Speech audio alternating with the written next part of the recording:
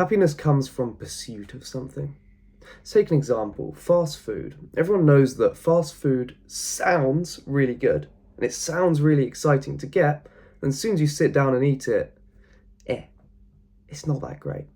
So why is this? Why is it that the idea of doing something is so much better than actually achieving it and getting it? So when you're standing in the queue for fast food, you're salivating, you're hungry, you can almost feel it, you can almost bite into it. You're that excited and it feels good. It feels really, really good to be in this state. And that's because you have the neurotransmitter dopamine just flooding your brain. Through millions of years of evolution, humans have got to the point where if we think about food, we feel happy because that's what keeps us alive. But then as soon as you get the food, your body's not really that bothered. You're going to eat it anyway. There's a little bit of dopamine left, but your dopamine has spiked before getting it, and now every bite you take, it gets a little bit worse. And you'll find by the end of a fast food meal or any meal, it gets a bit dull. You're not that excited about it because the dopamine has peaked. There's no more excitement or happiness left in that meal. Okay, let's take another example. What about movies? Why are movies so enticing? Why do they make you so happy and why are they so enjoyable to watch? Movies make you question what happens next. You're pursuing information. When you watch a movie, you don't know what's going to happen at the end when you start it. It's so exciting to watch a movie and it feels so good because you're finding out and you're discovering. Your brain wants you to learn new things, so your brain gives you dopamine when you're trying to discover new information from this movie. Whether it's something actual, real, like science-based, or if it's just fiction, you still want to find out what happens next, and that gives you dopamine because you're pursuing that knowledge. Okay, how can we apply this into our lives?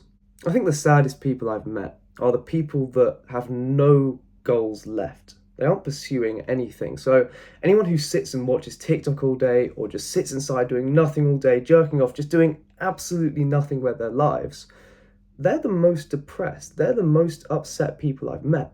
But that doesn't make sense, right? Like, oh, scrolling is going to give you a whole load of dopamine. Porn's going to give you a whole load of dopamine. Doing nothing is going to give you dopamine and you feel happy, right? Not really. Have you ever thought to yourself while you're scrolling TikTok, do I actually feel happy? Am I actually enjoying this? Don't think so. So what's my advice to these people that spend all day scrolling, not actually feeling happy because they're not pursuing anything? When you're sitting down scrolling, doing absolutely nothing, you have no pursuit in your life. There's nothing fulfilling about scrolling because you're not actually chasing anything. You're just chasing the next tiny dopamine hit from the next reel or the next TikTok, whatever.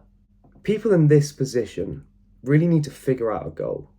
It doesn't have to be a huge goal, it just has to be something small because the whole point of being alive is to pursue new things. Let's take the gym, for example. The pursuit of getting big muscles is more fun than actually getting those big muscles. Once you've made the achievement, okay, cool, it's great. Now you're bigger, now you're healthier, cool.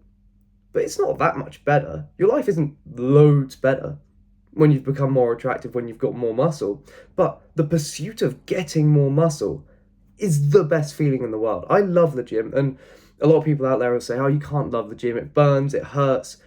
But the fact I'm pursuing something I love means I have to love the gym because the gym enables me to pursue something I am in love with. I love chasing bigger muscles. I love becoming more healthy.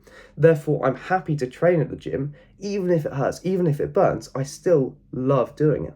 So through all of that pain, through all of the anguish of going to the gym, I'm still enjoying myself. I'm still happier than if I was at home scrolling TikTok or any of that kind of bullshit.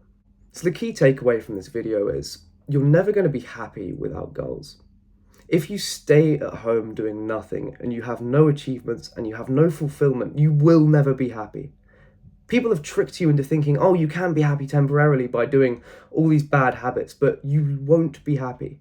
You have to commit to long-term goals and stick with them. And that's what happiness is. And when you get those goals, don't become complacent. When you hit those goals, you're not suddenly going to become happy. You can't just get a girlfriend or get big or earn loads of money and then be happy. You have to continue chasing them because the happiness isn't the food. The happiness isn't the success. The happiness is chasing that success in the first place.